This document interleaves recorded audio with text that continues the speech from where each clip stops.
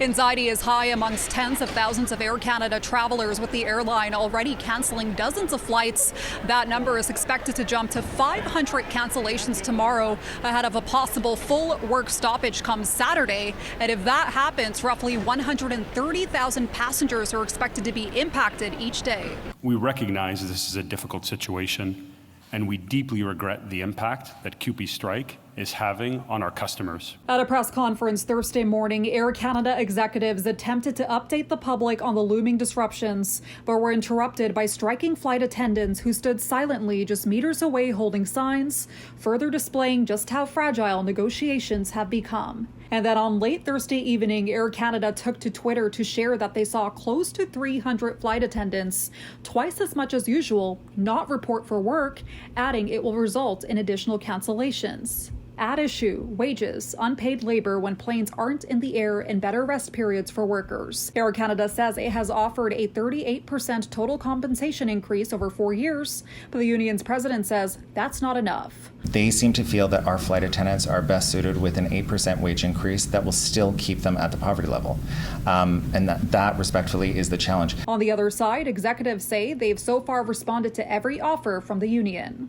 They made the very last days of negotiations meaningless by making unsustainable offers. They refused our offer of arbitration to solve the impasse they had created. And they sent us a strike notice as soon as they were legally able to do so, forcing us to put out a lockout.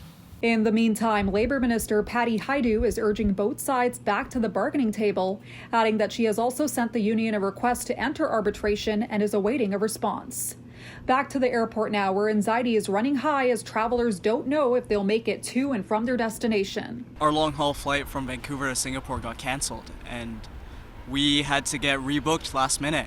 And now we're going to Japan and then Singapore from Vancouver, and it's taking us almost 40 hours. My husband was saying to buy an extra ticket from another airline, but we'll see. We'll see. I mean, it's not so bad being stuck, but it's also really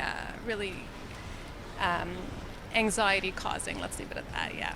Air Canada says they're doing their best to prioritize the needs of their customers. We have also implemented a goodwill policy, which allows customers to change their travel plans without a fee if they choose to do so.